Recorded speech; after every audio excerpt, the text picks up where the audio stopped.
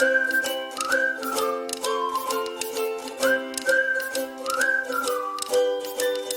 the name of Allah, the most merciful, the most beneficent, may mercy, peace, and blessings of Almighty Allah be upon all of you.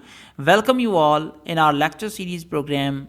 This is lecture 8, and we are going to learn about Langue and Parole. This topic is very crucial for the students of MA and BS English. This content is from some of fundamental distinctions or dichotomies in linguistics, which is from the subject and introduction to linguistics semester 1. This topic is equally important for the aspirants of lecturership. So let's learn what are the differences and relations of Langue and Parole. Here are these terms, Langue and Parole. When we come across the study of linguistics, there we find a number of confusing pair of words, or dichotomies. Today we are going to learn the difference between Langue and Parole.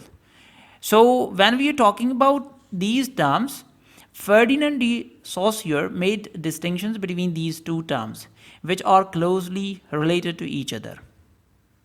These terms are found in his works Course in General Linguistics in 1916. So let's learn what are the differences. When we are talking about Langue, means language or tongue, and it is conventionally in one's mind, or one who knows about language. So this is the abstract form of the rules of language in the speaker's mind.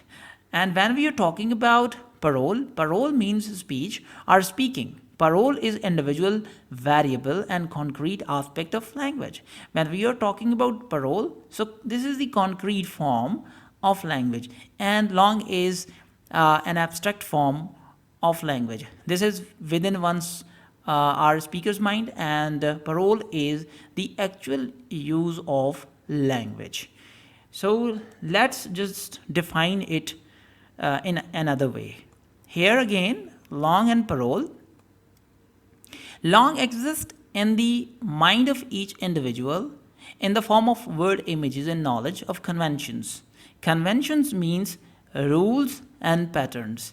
When we are talking about Langue, this exists in one's mind, the knowledge of language. The word images which we make in our minds is actually called Langue. And when we are talking about parole, on the other hand, when these conventions that exist in the mind as Langue are used in concrete form in actual speech. So the concrete actual speech is actually the parole.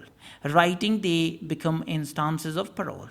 Parole is actual sounds and sentences produced by an individual speaker or writer.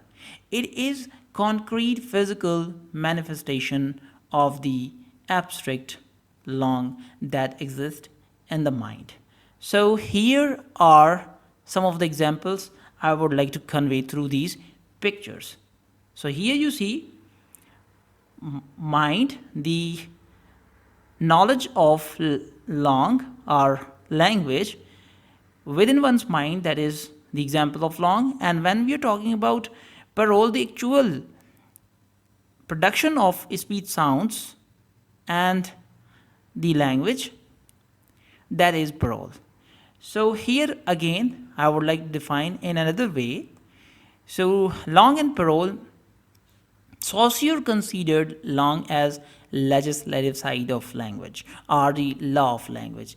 It means to say the legislation of language, the rules of language, that is Langue. However, when we are talking about parole, is consecutive side of the language because it uses the law or code of language. So this is the consecutive side of language, means how we are going to execute the legislation, that is actually parole. Again, this could have been defined through this example. Another useful comparison between Langue and Parole is made by the analogy of game of chess. In the game, the rules are determined and they are understood by all the players, but each game is different and depends on the individual performances which differ from player to player.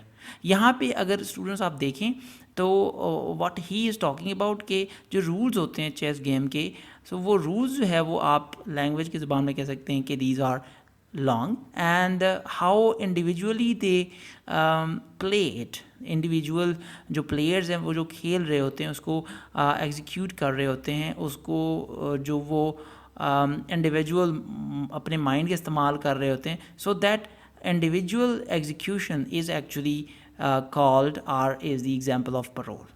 So here rules, the game of chess are legislative side, and that is the same as long.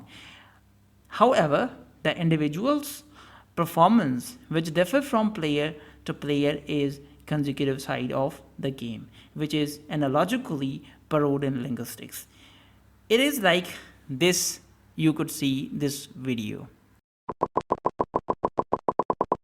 We're at Langue and Parole, but it looks like there's a chess tournament today. Can you play chess? Not really. Can you? No, but Saussure talked about it. So there's probably a page about chess rules in the KPF.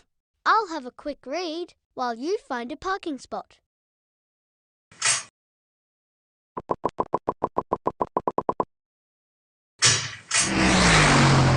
The difference between long and parole might be a bit like the difference between a game like chess and how it is played. Yes.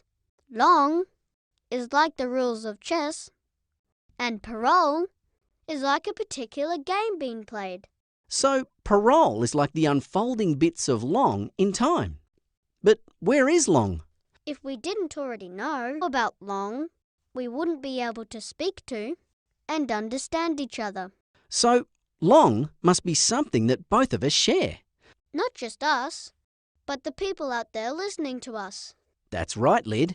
If they didn't know about long, they wouldn't be able to understand us. So long must be something that we all share. It probably exists in some kind of virtual space inside our heads. And parole is when we use it individually, when it unfolds in time. What do you think came first? Long or parole? Saussure said that parole came first, but they are interdependent. A bit like us.